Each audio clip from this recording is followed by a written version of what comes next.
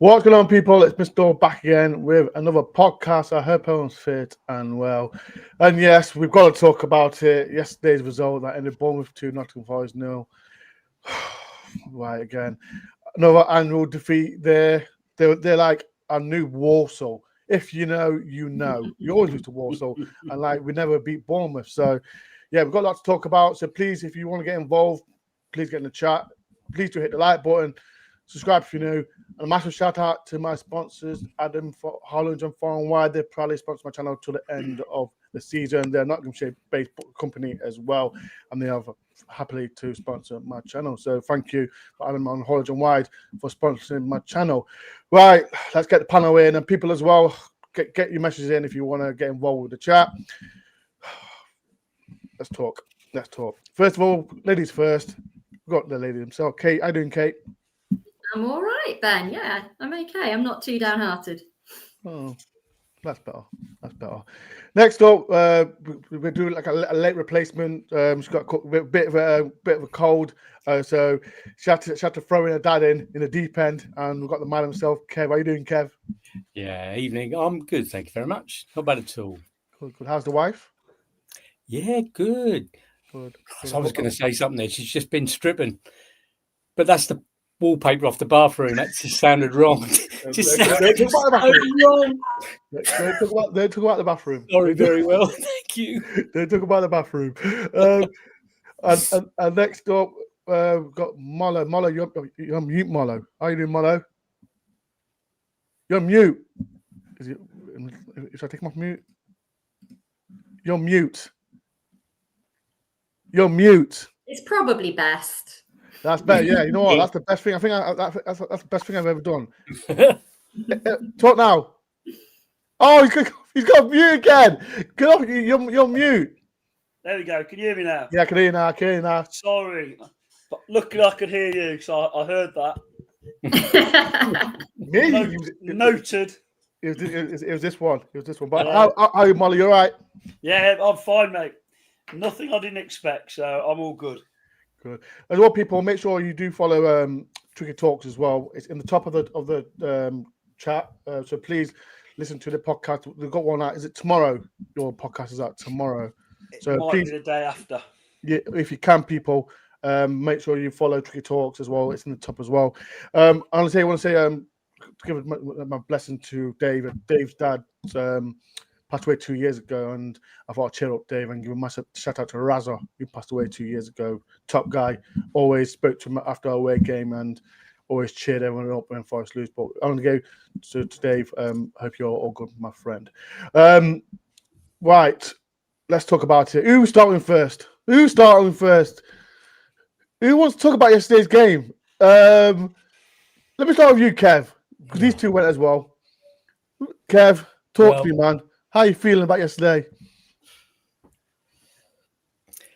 I don't know, really. It was. So I've been told I've got to keep positive and look at the bright points. So that's what I'm going to do. Do you know? I thought, yeah, they were good. There we go. I just think they were good.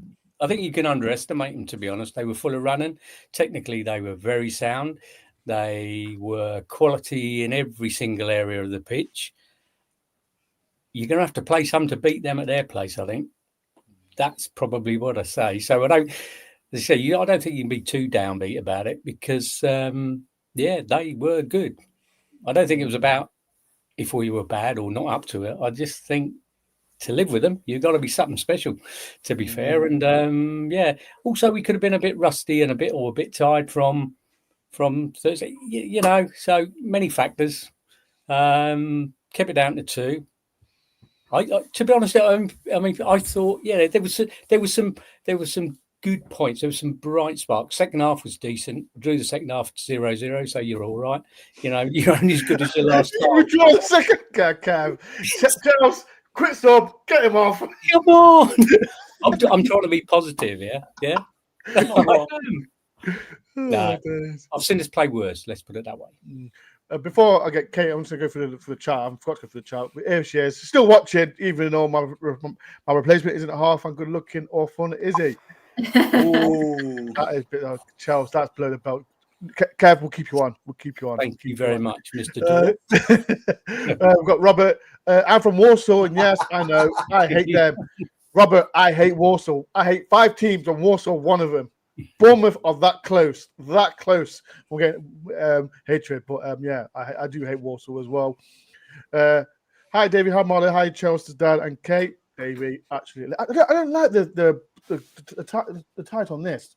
The YouTube's changed it. That's why it was Chelsea. Yeah, Chelsea. No, I don't like it. YouTube, sort your life out. Sort your life out, Chelsea. YouTube. Good evening, Mr. Dore, Molly, Kevin, Kate. I hope you're well. Bournemouth are a burger team, and I hate them when we play them. I will see you Saturday. You will see me, Eve. You will see me. And highlight Douglas Luiz headlock. I think who didn't enjoy that? I enjoyed it, and that was only a bright spark from Douglas Luiz, if I'm honest. he did do. Yeah. Kate, talk to me. You was at the game yesterday. What was your thoughts on it?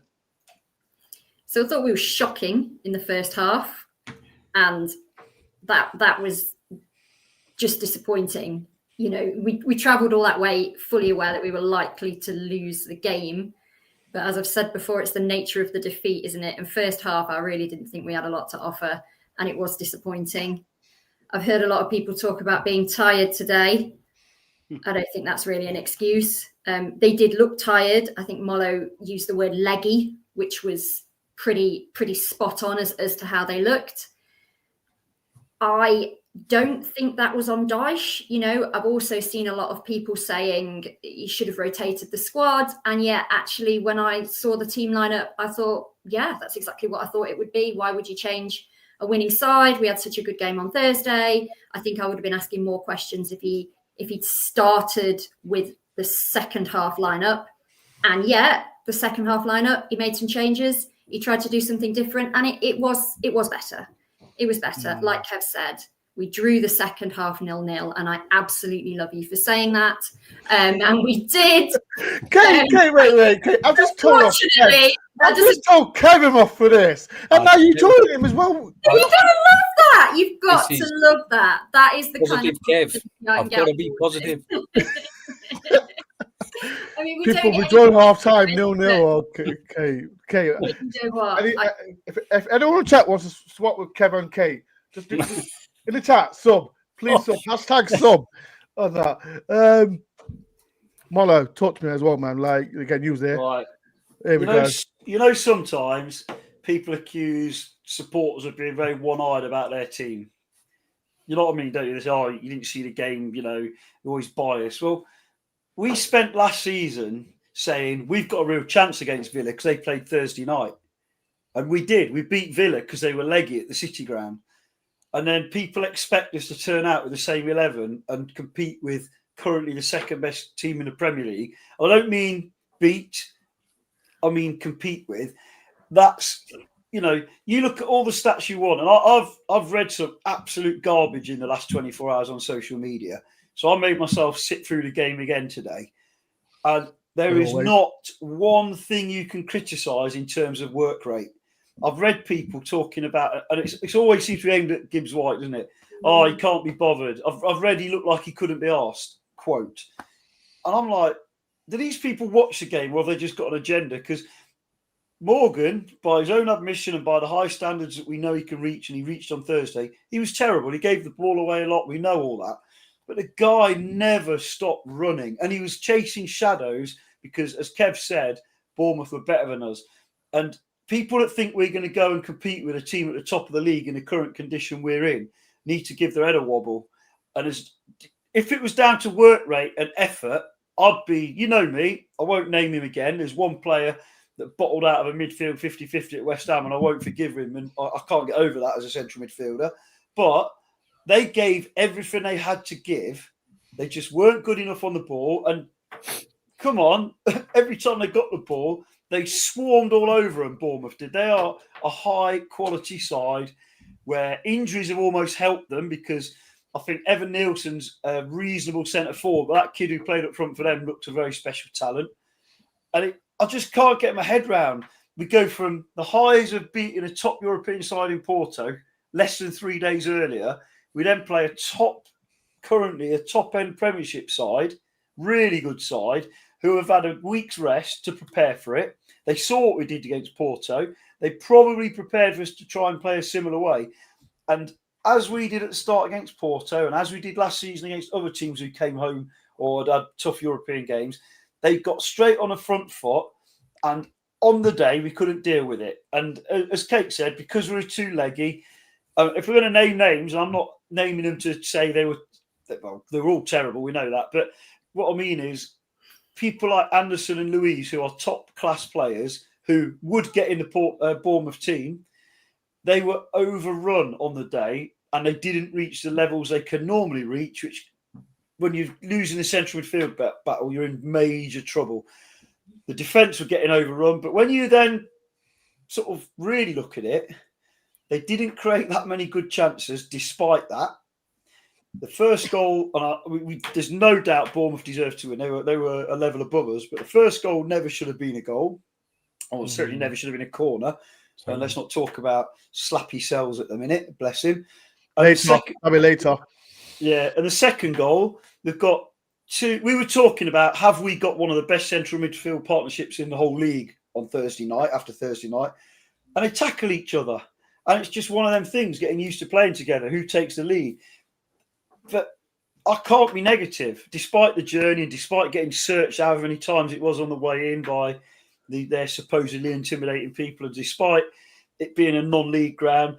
And I think everything, they're our bogey side. We played them at a bad time for us when we're in really bad form generally, despite one good game. And we've scored 1 goal in 7 league games. And we go there and people are complaining that we lost 2-0. I'm not saying I'm happy to lose 2-0, but find me one Forest fan in that end that believed it would finish 2-0. Everyone was saying this is going to be like last season, it's going to be 3, 4, 5. And the positives, and Kev alluded to it, I know we joke about drawing the second half 0-0, but the second half, of course, they protected their lead and sat back. We did compete. And a large part of that was he got 3 sets of fresh legs on. And although they didn't 2 of them individually didn't do loads more, we just stopped giving the ball away as much.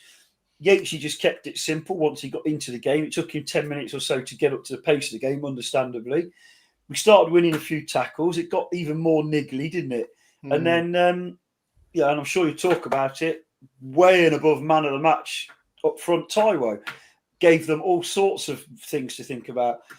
I think it was more positives than negatives in some ways. Now, I know that sounds a bit happy-clappy. I am the mardiest person ever when I think Forest haven't given everything. That no one, not one person, can knock their effort, the setup. Nobody chickened out of a tackle. Nobody, stopped trying. It was just down to, as Kev said, we caught a team on a very good day again. They caught us on a bad day. Psychologically leggy. I agree it shouldn't be an excuse for athletes, but we won games on the back of it last year. Now we're taking our medicine, and some Forest fans can't hack it. 100%. Like I said, I'm chirping about that one. Like I said, I thought the first half was shocking, and when you got like players like Gibbs White, Anderson, and Douglas Louise, I thought them 3 were poor. And when you mentioned Yates coming on, I feel either Yates, Sangari, or Dominguez should have started. Not Sangari. It'd have been 6.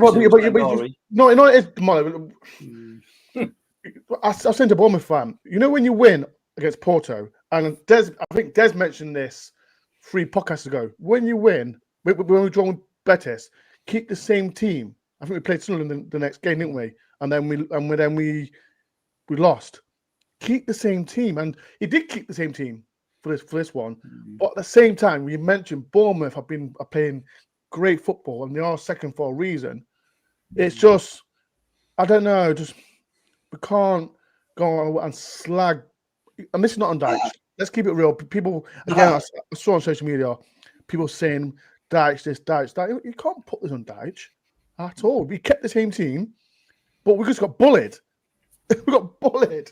And that's simple. And that's how it is. But people in the chat, how are you feeling about it first off? Like I said, we are going to say individual players as well. And we've got the man himself, Dave Asprey, as well. Why can't a club of our size and resources ever beat Bournemouth? This must be the reason that the curse hate has lasted for 8. But bang on, Dave, we just can't beat them. And we can all go and say, Bournemouth a small club, this and this and this. They're a great team. They got a great manager.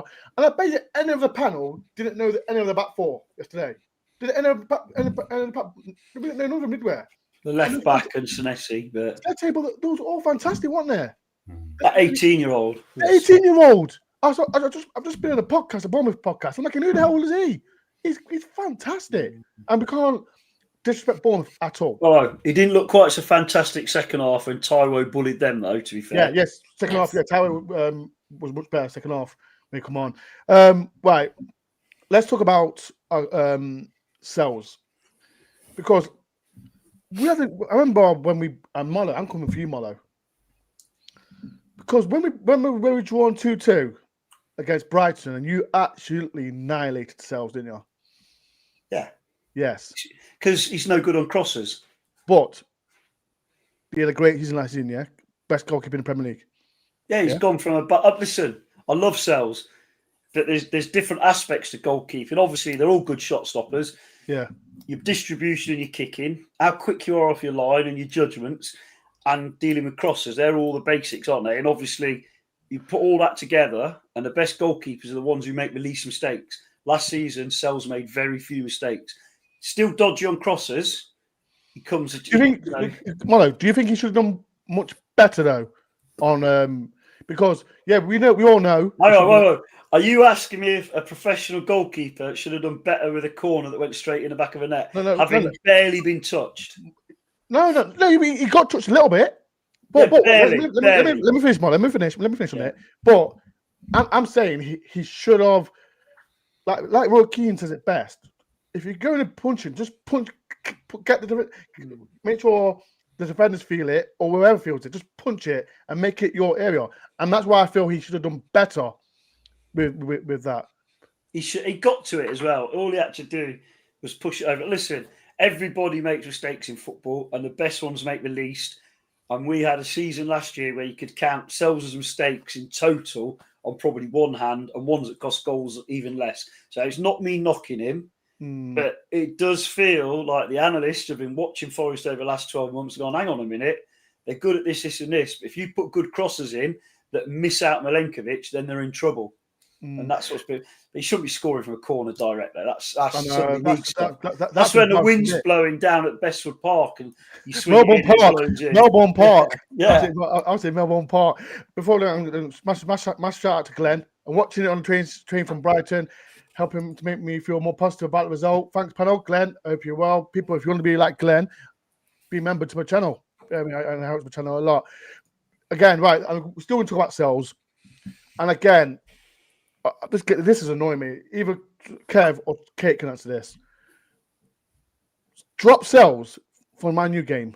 And I've never heard so much crap in my life. And Victor John, I've seen him against Swansea, and he didn't really give me much confidence. I know it's a cup game. But Kev or Kate, who wants to answer it? Drop Sells for my new game? That's you, Kate. You go first, Kate. No. People in the chat. People in the chat as well. No. People drop Sells, yes or no?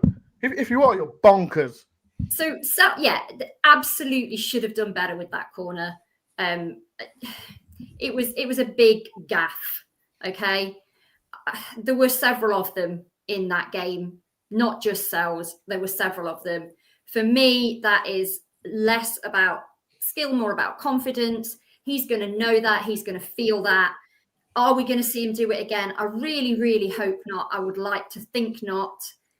Is it a vulnerability that's been exposed? Yes, potentially it is. But he is the best goalkeeper that we have. And absolutely do not drop him. I have seen that again on social media today. I have seen drop Morgan. I have seen drop Anderson. I have seen drop Sells. I mean, what do people want? Do we just drop them all? You know, do we just drop all of them and go with a completely, new team of reserves? Of course we don't. Of course we don't. It was a bad day. It was a bad day. But even though it was a bad day, it wasn't all bad. There were some positives. Savona against He's the best player. You know what? I put my hands up. I think he was the best player on the pitch. Absolutely. He had a Totally tough agree with gig, that. didn't he? He had an absolutely he had a really tough gig, and he did a decent job. He kept their left winger Still getting quiet. forward as well, wasn't he? Yeah, he did. He did. And you know what I said when we brought Taiwo on, who we're all going to talk about later because he was definitely a high point. Okay, when we saw the team sheet that Ange put out and we saw that he was starting Taiwo, people were saying that is a suicide move. That is him saying, I don't care. I don't want to be here. I'm going to put Taiwo out. And we were joking about it. We were singing his name and all of that because he's Taiwo. We love him. But that was the general consensus, that he'd done that to say, okay. When I saw him come on in the second half, I turned around to the person that I was with and I said, that tells me that he is doing something in training. Both those managers, and we can say what we like about either of them, have seen something in Taiwo that says, I am going to put him on ahead of Calamuendo. And yes, that's also been spoken about, how much money we have sitting on the bench. But if he's impressing in training, then he absolutely should be given minutes on the pitch. And having been given those minutes on the pitch yesterday, we're all singing his praises and we're all thinking maybe we've got Taiwo back. So I think that's a massive positive. No, I don't think we should drop Sells. No, I don't think we should drop Anderson. No, I don't think we should drop Gibbs-White. I do not think that's the way forward. I've heard so much like crap, and the Sells situation. I thought, listen to me, yeah, he's not been great this season, but drop him for Victor John. Come on, people. Like I said, people have their opinion. And the chat, if you feel we should drop Sells, I put a poll as well. Drop Sells, yes or no? Please get involved as well in the comments as well. Get involved. Before I get Kev, I got Steve. Yeah, even in panel, one thing I'd say is how free kicks do keepers win. My players, Billy touched them, and keepers are usually overprotective, but conceding straight from the corner is poor. It was. And like I just mentioned, take the player and the put on the ball. Just punch it. That's all you got to do. Roy Keane says it best. Kev, anything else on Sells? What do you think of him? Like, does it need to be dropped, or just again, people just talking? We all have bad days, don't you? I think as a defence, you live and die together, don't you? Really, to be fair. I mean, as you say, the ball would have come over. If Milenkovic would have headed it or pushed it away, it would have gone past second shot. If that went in, second goal, Murillo would have clouted the little guy when he was running through, wouldn't have gone through. 0-0. Thank you very much. No one even spoke about him, would it, really? Made a couple of great saves, to be honest, as well. This is positive Kev Mollo, you see. I am. But no, when you look at it like that, I don't, it's one game, isn't it, really? It's not one game, though, is it? It's not one game. Listen, I'm not saying drop him by any means, but there are questions to be asked. When was the last time he was challenged for his place? I'm sounding anti-Sells. I love the guy. I think he was brilliant last season. You are, Molo. No. You know what? I was about to pull out the receipts out, Molo. From what it was after the Brighton game, and you called him out so much. I just said all right, Tor, answer this then. I said he's a good keeper, but he's poor on crosses. You know what? Do you disagree with that? I'm going to pull out the receipts, and I'm going to find you. I'm going to pull him out. I'm going to pull you out. What you said 2 seasons ago. So when he first got in the it wasn't. It was last season. No, we drawn 2-2, and you called him out. That's what you did, Mono. You think you're going to get away with this? Dore. When you're in this mood, there's no point saying anything. What I'm going to say is, I wish I'd been wrong, and he was amazing on crosses, and we wouldn't have got smashed by Chelsea. We wouldn't have got as badly beaten at the weekend, or we might even, like Kev says, we could have got one of those classic, steal and away point, because they didn't actually create that many chances, and the saves he did make that were very good were all from range, weren't they? Yeah. And in fact, I watched it today. He made a save to his left, that was a harder save to make because it came round players, a bit like the Cunha goal, and he chipped it round the post. It was a harder save than the goal where there was nothing in front of him. And, obviously must have been the same for you two. As soon as he hit that ball, I thought, that's not a problem. Because we were right behind it, weren't we? I thought, that's not a problem. It's not got much on it. And it was so far out. And then he didn't get to that corner. And that surprised me, because the one thing you know about Sells, he can reach his bottom corners consistently, can't he? But recently, he's not quite been at it, has he? And this is more on the club and the panel, whatever you want to say, if you're going to dig deeper.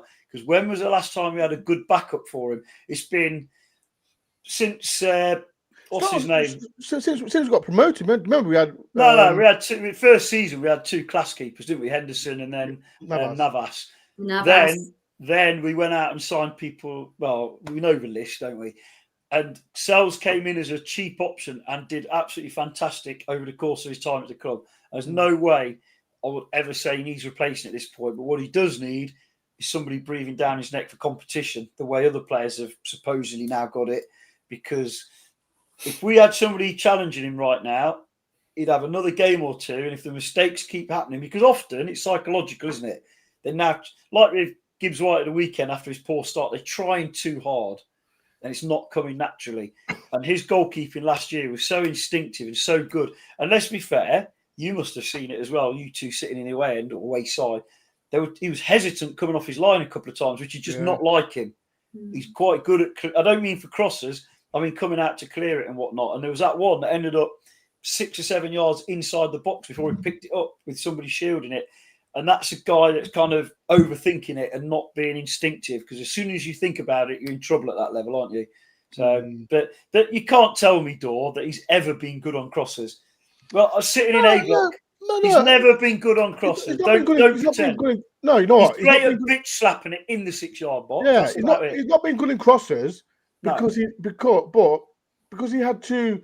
Because we had a great defense last season. We had a great defense, Milekovic and Murillo.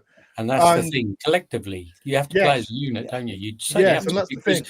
If you screw up, someone else will cover you, and that's the thing. So someone will get out of a hole. Definitely. And that's the thing. Is it just a little bit of lack of confidence about it generally at the moment? I think. I don't think it's a little bit.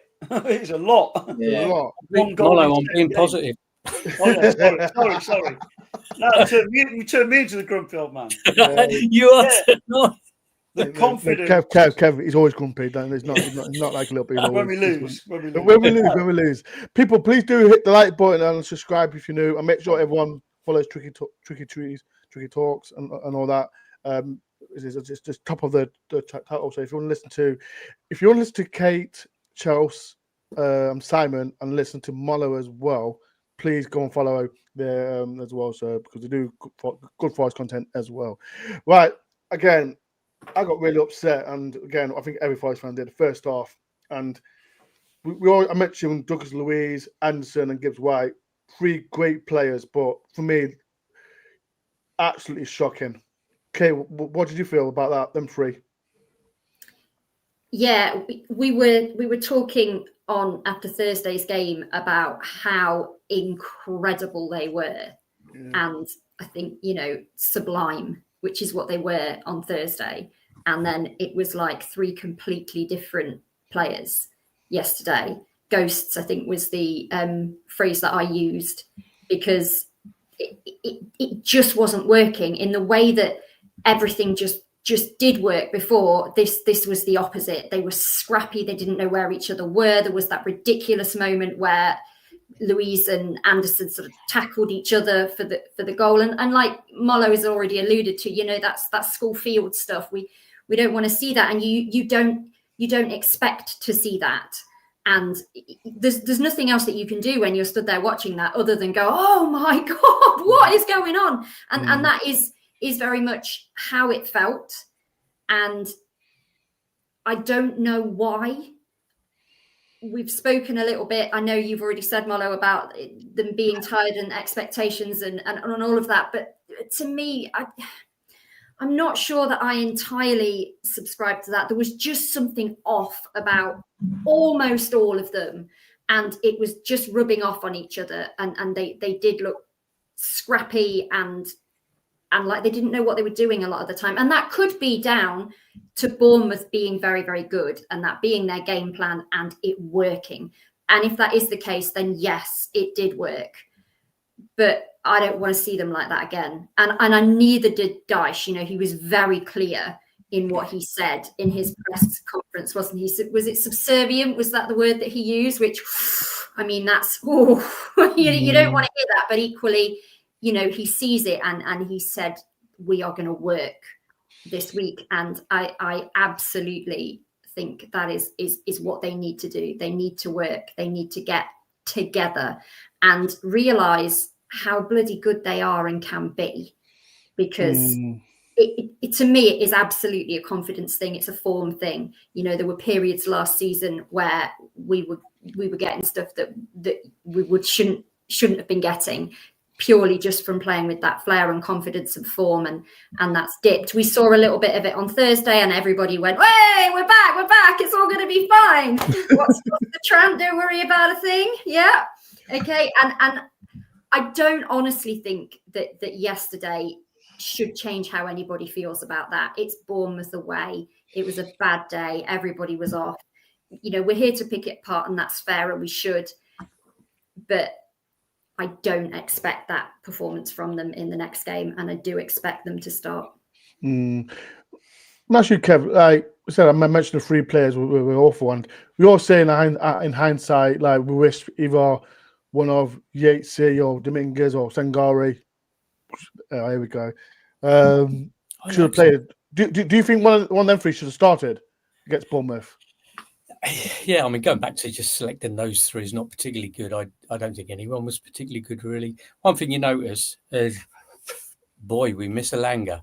Only because his pace used to terrify.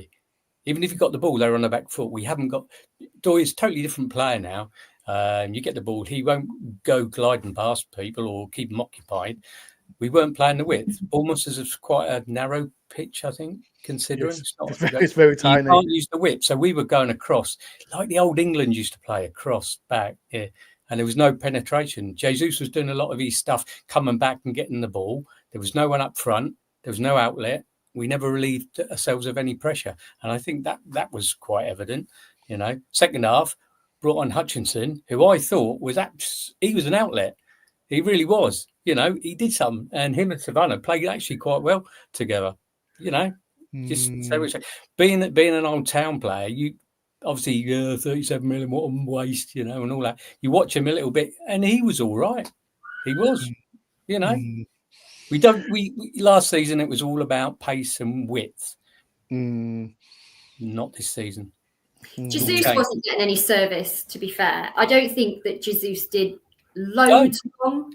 He was having to come back. He was having to come back, wasn't he, to pick up the ball? That was quite evident as well. So, you know, as he was doing that, he wasn't up front. There was no one to, you know, which is a shame, really, because great player, great engine, you know. And I did think we seemed almost scared of going into the box and having a go. There was a lot of knock it out wide, send it back again, back in, back out.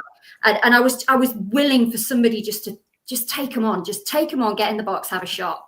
But it's amazing to think that teams like Brentford, are playing like Forest last season.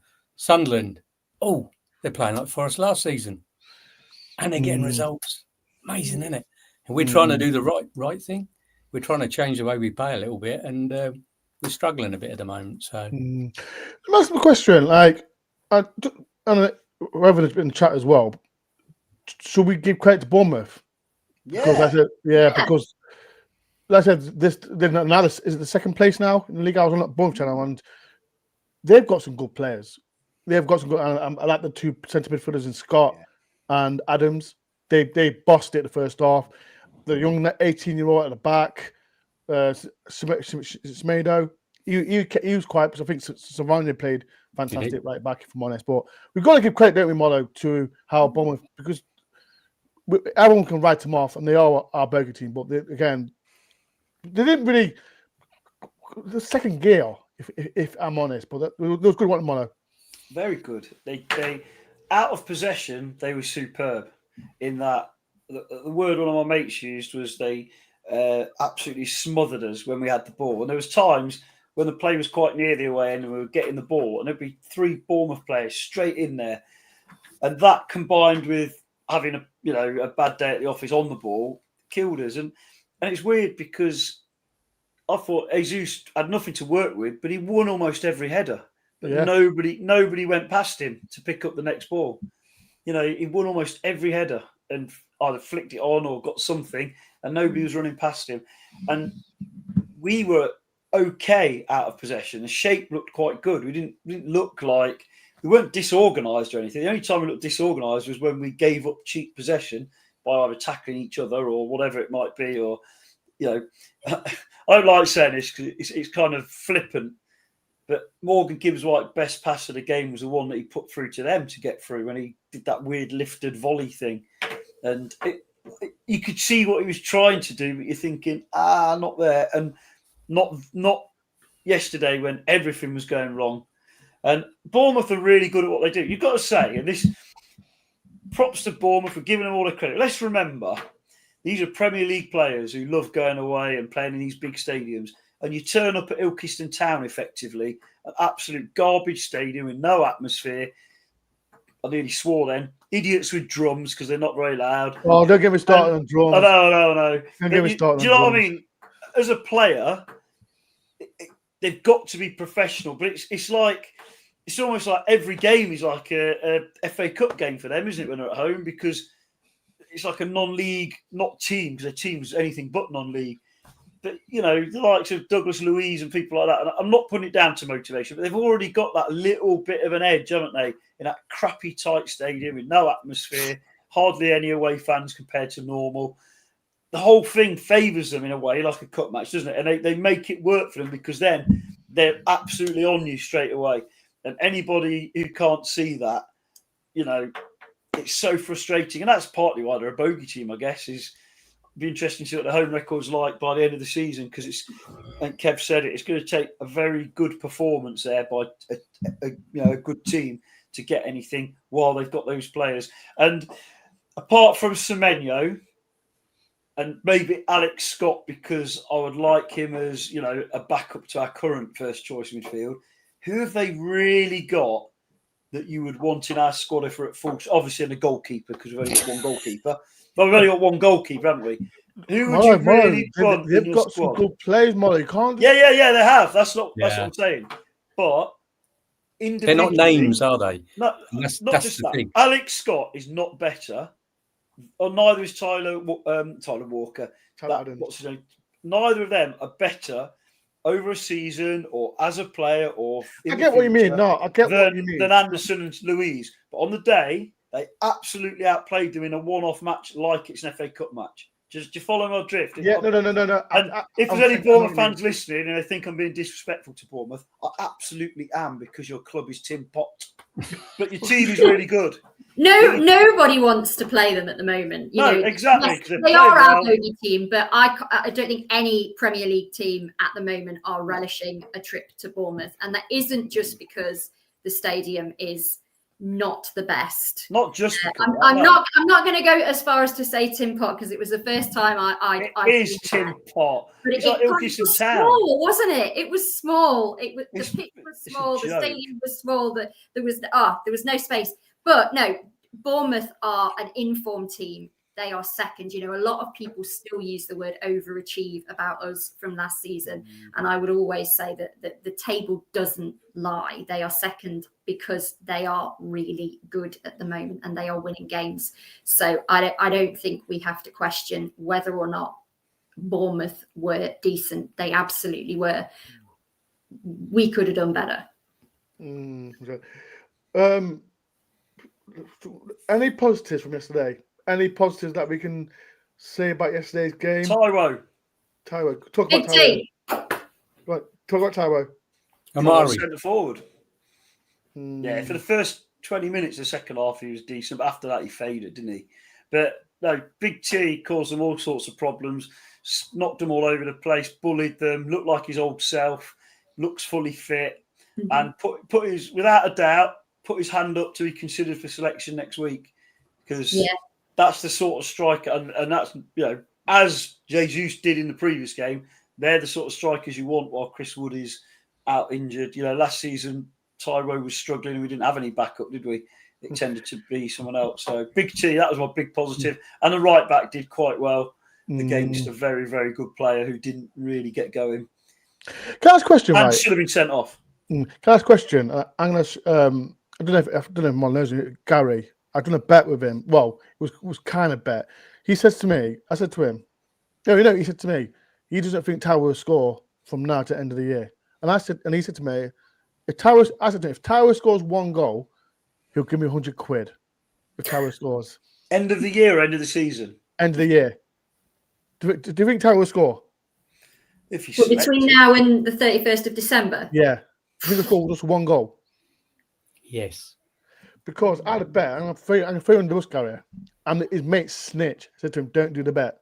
And I said to him, Tower will score just the 1 goal. If anyone scores, I'll be happy at the moment. Yeah, but Gary, I wish we did that bet, and that Snitch who said he won't should be ashamed of yourself. And not joke aside, we had a little laugh, but I think I hope Tower scores. But any positives, Kev, from yesterday? Just Savano, Hutchinson. Yeah, I mean, if Bournemouth had to play if Bournemouth played on a Thursday as well, it would have been a different game, without a doubt. It's not a coincidence that all the teams that get in Europe of our sort of ilk, they all struggle initially. So, give us a week off, bring on Man United now. At least they're not in good form anymore. No, catch them on an off day. Yeah, catch them off the off day. So I have to say, I've just seen David's comment about Yates, and that was one of my favourite moments in the game yesterday. So when everybody started singing, when we had that free kick, if everyone started singing, if Yatesy scores, we're in the sea, right? Okay. And I don't know who it was. I couldn't catch his eye, but some bloke that was stood behind me just said in a really, really deadpan voice, "I'm staying bone dry, me." And it just really made me laugh because it just epitomises Forest fans. Just that kind of like, we're here, it's a bit rubbish. And it really made me laugh. And obviously he was right. We very much did stay bone dry. And while we're talking about positives, and Molo will know exactly what I'm going to say here because I say it every week, shout out to Nico Williams. Nico Williams, I think he's been our best player. He's been a player that season so far, if I'm honest. Of all the crappy that he got. Most consistent. Yeah, most consistent player this season. So shout out to Nico as well. And shout out to Ryan Yates. This is for you, David from Australia. 250 appearances made for the Forest. And I'm not gonna call out a few Forest fans. Call him a League One player. He's made 250 appearances. Now a Premier League player. Forest fans who hated him, and this is not you, David. This is at you, David. This is at you. 250 appearances for Nottingham Forest. You should be ashamed of yourself, David. I love you, David. No, I'm not trying to disrespect, but all the Forest fans that disrespect Ryan Yates should be ashamed of yourself. People, please do hit the like button and subscribe. Let's talk about Deitch. Like he's got a massive. Was it 5 days now? For my new Kev, like he's got good time on the training pitch, hasn't he? To see who is now suitable to be in Dyche's team for the Man U game. Yeah, I mean it's probably going to be pretty much as was, but at least he's got some time to work with them. And he really, to be fair, I mean, you think of when they were all away on international duty, get time to work with players. Now he's now got a whole week, isn't he? Yeah. Where he can work with them. He obviously knows what his best team is. It's just a case of whether I just hope he doesn't make wholesale changes. That's almost suggesting there's some sort of panic in there. We all know what the best 11 should be. You might tweak it a little bit here and there, but you just got to let them go out and express themselves, really, haven't you? To be fair, and pretty much like when we went to Bournemouth. Yeah, now we've got to play against Manchester United, who are obviously on form. Maybe we'll raise a game, possibly, and put in a performance, because that will just change everything, won't it? People will be happy again, to be fair. We have got the players, without a doubt, What about you, Kate? Like I said, do players like Dyche got the whole week, and you can see, like I said, proper look at him. Like I said, he plays like, I don't know, Ryan Yates Dominguez, even Sangare. Nice that we went out the cup and that they've got a whole week on the training Exactly. ground. Exactly. So What a that's relief.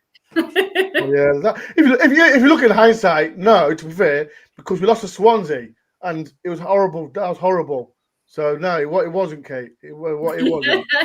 It wasn't. It was horrible. But yes, me and Steve, we know we was there. So yeah, it was horrible. Yeah. I think time with Deitch is going to do them good. It's going to do them good. It's what they need. He's the man now. We are all behind him, and yeah, I think it will do them good. I think it needs to.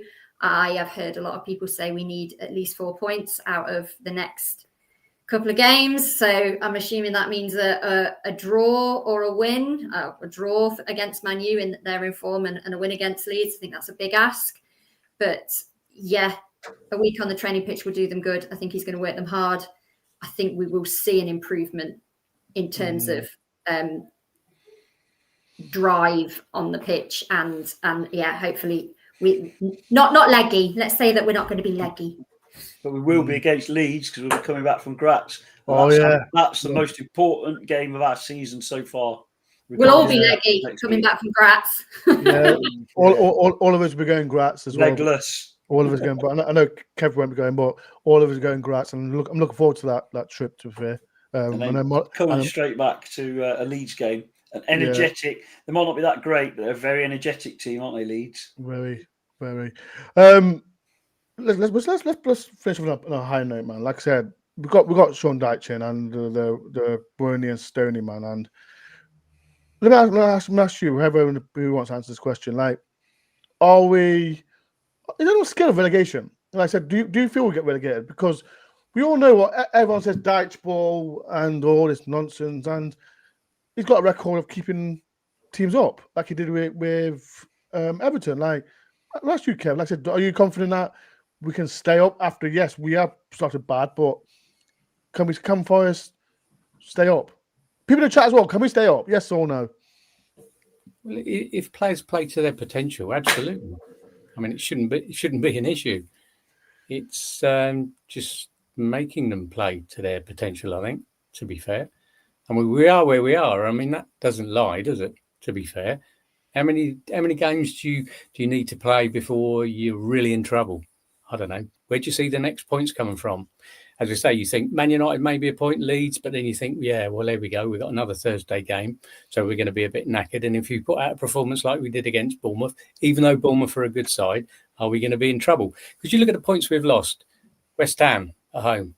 Well, we should have got points there. Sunderland at home. That was Nuno's fault. That was definitely Nuno's fault. Do you see what I mean? So we've let some escape us.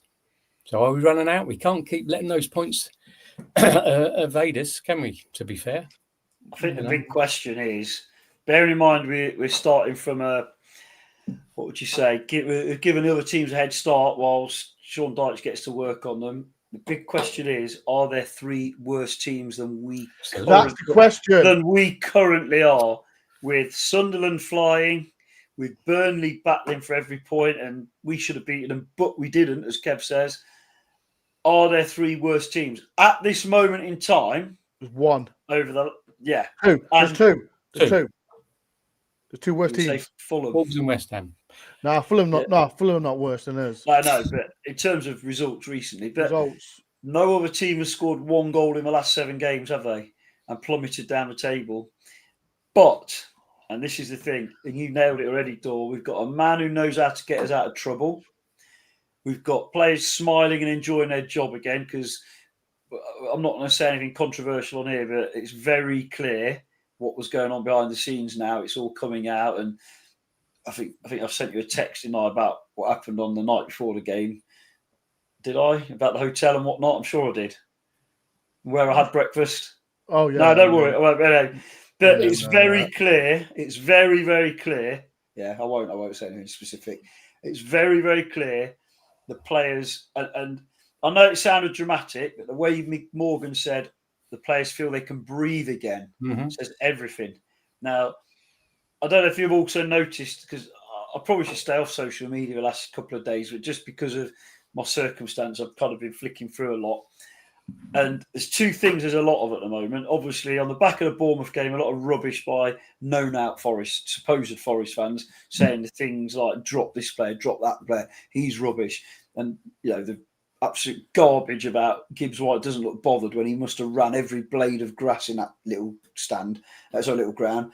But the other thing is, we've been, there's that song, there's only one decent Aussie now, isn't there? But our sites and groups and everything else that you see online have been infested by bitter Aussies saying how they've jumped on a couple of interviews and things that Roy Keane said, bizarrely, saying how unprofessional our players are, how they're not good enough to play the Ange way, how they've let this go. And I'm like, I get, and then basically being xenophobic and against Englishmen, English fans think they're the best at everything in the world, all the stuff they were saying. And you haven't won anything since 1966. And that wound one up to said we won 2 European Championships, if you're paying attention, with the Lionesses. And then he came back at me like, that doesn't count. I'm like, I'm not going to bother talking to you then if you're going to be like that. But my point is, there's this weird thing about, like, I get that they've got an Aussie that's made it to the very top and pinnacle of the game effectively. And they're rightly proud of him, just like we are when we get boxing world champions or Jake Bugg gets a #1 album, whatever. I get that, but they don't understand. He didn't understand Nottingham. It's a unique club, a unique city. He didn't get it. He was an absolute idiot. He misjudged everything. He misjudged the players. From that very first team talk that's going to go down in folklore when it comes out completely in public, it was on a par with Brian Clough's first team talk to the Leeds players. He switched the players off like that. All he did was talk about himself and Tottenham, and he's made the players miserable in their job. And every team in the Premier League has got top-class players. Making them play well and with confidence is the hard part. And to do that, and we all know Cloughie did it, you've got to do it with a smile on your face as well. And clearly our players weren't. And what's gradually coming out now, it's very clear Sean Dyche has changed it very, very quickly in terms of the mood. And now he's obviously going to do his thing coaching with what we believe are better players. But they've got to now show it, haven't they, some of them, again. And Dave's nailed it there. Yeah, David as well. David just said it. Like I said, there's only one decent Aussie. There's only one decent Aussie, and that's David. David, we need to do a show. We'll do one this week, David. We're on Forest and Man U. Like they honestly didn't understand Nottingham, and he has chipped on his shoulder from Spurs. He needs to take a longer break between. Oh yeah, and a few idiot Tottenham fans, one of which is there. Look. Oh yeah, Spurs fan. As he's very good in history of football, so a bit rubbish to say he didn't get. Right, JJ history. Why are we talking about Ange? We don't need to talk about Ange. Right, okay, we do apologize. Because we're talking about Dyche. No, Kate, that's wrong, because we're talking about Dyche and how he's changed the mood that was caused by Ange. And then we've got these idiots from Tottenham and we've got a decent Aussie still trying to defend him when he nearly destroyed our season in 39 days. Guy's an idiot. What an achievement. Definitely. So the question was, are we going to get relegated? That wasn't my question. He asked me about Sean Dyche. So I answered the question about the mood that Sean Dyche is trying to change. Yeah. That's it. Listen Listen to the question, Kate. Molo, it's okay. It's just saying. Just take a chill pill. It's okay. Listen to me. Kate will smack in your face, right? So she'll give you a little punch. Kate, just go and slap him, okay? Is that right, Kate? Sorry, I'm just listening to the question. Yeah, just slap him. Just slap Molo. That's all you've got to do. People in the chat, right? Again, we are in dogfight, and again, I don't want to end in a negative way, but people in the chat, are Forest going down? At this point, do you think we'll go down? Yes or no? Put Y or N. Let me start with you, Kate. Do you think Forest will go down right with the form we are in? I think that we are in a relegation battle right now, and I think Kev just said it really well. It is difficult to be quite sure where the next points are coming from, but I do think we have made the right decision in bringing in Dyche, and I do think we have brought him in to ensure that we don't get relegated, and I do trust him to do that. My concerns that I've had about Dyche are more about next season. But for this season, I think he's the right man. And I think what he's done so far has been generally the right things. Like I said, I don't think you can judge an awful lot on yesterday. So I'm not panicked quite yet that we are going to get relegated. That's a lot to do with where we are in the season and how much time there is. It's not nice being in the bottom three. We don't want to be there. We don't want to stay there. I am worried at other teams, getting a little bit of a gap between us for sure. I'm not unrealistic. I've been a Forest fan a long time. You can get stuck. We have been stuck. I trust Dyche to get us out of this. And I do trust the players to play us out of this as well. And I think when they've had a bit more time with Dyche, that will start to happen. I think we will start to see them coming back into form. And so, no, I don't think we're going to get relegated, but it is a very fair question to ask right now because of where we are in the league and the lack of Premier League points and the lack of goals, which is a concern. I believe Sean Dyche will get. When we've got a squad of players, and the players that Ange decided were not, and Nuno for whatever reason weren't going to be part of his squad, or he tried to. I believe that Mr. Dyche will be able to get the best out of those players and keep them interested. And if he can do that and keep them motivated, and if somebody's not doing what they should on the pitch, I reckon we'll be able to. Some of these players like Calamundo, who we did, and Murray Hutchison, who we didn't see anything of. I reckon he'll make those players and he'll turn those players into better players, better when they're playing, I believe. Because we've got options there. We've got and I think options. he'll put an arm around it. And I think he will bring some of them through. Because there were some of them players who I thought, we ain't never going to see them again. The thing, let's spot on, Kev. We've got so many good players. Great players. Got to get the potential out of them. It's a motivation thing. Exactly. That's the problem. Well, Cooper did, wasn't it? Exactly. Well, yes, exactly. Steve Cooper. Before I do, I got my shout out to Colin. Thank you for the £2. People, if you don't do any super chats, because as you know, myself, Marlo, and Kate, we're going to stay in Graz. I need just help me out, man. Just help me out because it is an expensive trip, isn't it, Marlo and Kate? Going to all these trips, but it's worth it. Absolutely worth it, man. So shout out to Colin for the £2 as well. Right, let's end in a positive, man. Come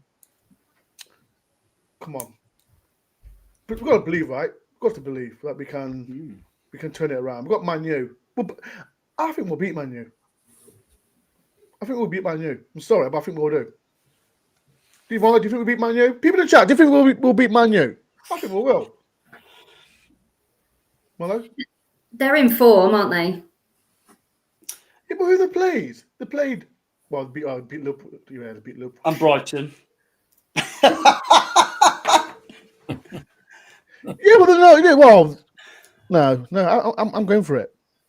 It wasn't great. Well, the last 15 minutes against Brighton. It wasn't great. No, they're quite brittle, aren't they? But have we got the players to hurt them at the moment? That's the question. I think we can probably cope with their quite impressive at times attack. I think we could win the midfield battle if our boys are back on it, which I'm sure they will be. But I don't see where the goals are coming from right now. But I could see us getting something out of it. Not necessarily winning, but setting ourselves up nicely for the following 7 days, getting a decent result. But they are playing with more confidence than they have for quite a while, aren't they? Yeah, but I still first. People, I'm saying it right now. We'll beat Man U. I'm saying it right now. Definitely beat Man U. Kev, do you think we'll beat Man U? Yeah, definitely. Because we'll probably be the underdogs, current form. So nothing to lose. Go out. Nice sized pitch. We'll go out. Why not? Why not? Right now. Kate, what do you think? Do you think we'll beat Man U? I don't know. And normally I am super positive. I even thought we might draw against Bournemouth. But something about them is really niggling me. I think we can. I hope we do. I'm not sure we will. Always kick. Sorry. It's always got to let down the Tricky Talks podcast, man. That's absolutely disgrace. Okay, disgrace. Right, people. It's been a great show. Absolutely fantastic. Thank you to Marlo and Kate, who's part of the Tricky Talks. And if you can, people, do a massive favor for me. It's top of the comments. All you do is click on it and just follow him and listen to Kate, Chelsea, and Simon, and hear the jibber jab from Marlo as always. That's a great content right as well. So as well, you've got podcast comes out Wednesday as well. So go and watch that. Chelsea's not here, so we have to do like a late sub. Kev coming from back post, come out of nowhere. But yeah, I hope Chelsea gets better as well. And I've got a podcast with my new fan this week. It might be a pre-recorded show, so that'll be out this week. We're going to do grass next week. I keep forgetting it's next week, isn't it? Is it next week? Yeah. Week on Thursday, yeah. Oh my! This is going too mad. People, watch out for that one as well. That's gonna be another epic trip as well. But what day are you going, Marlo and Kate? What day are you going? On the day. On the day, Marlo, you're going on the day as well, aren't you? Yeah, always on the day, Thursday morning. Forget that. I'm going on Tuesday. Going Tuesday. That would do. I can't afford the time off work or from working. No, mate, I had to get Tuesday off, but I'm okay. I've made it. Right, people, it's been a great show. Thank you for everyone as well. Shout out to my sponsors as well, Adam Haulage, Far and Wide, for sponsoring my channel as well. Much appreciated for them. Like I said, everyone, make sure you do follow Tricky Talks. They've actually got great podcasts as well. As well, the big dog stay in the 6 hotel before. Darren, if you're going to pay me the money, I'll stay in a 5-star, so you can pay me the money. If you want to send me a super chat and I'll do it. Right, it's been a pleasure. Thank you for everyone as well. If you disagree with anything that Marlo said, please do as well. I'll be back. Like I said, maybe I'm back tomorrow. Might do a stream. I don't know. Maybe. Right. Peace and love, people. I'll see you soon. Peace and love. Up the forest.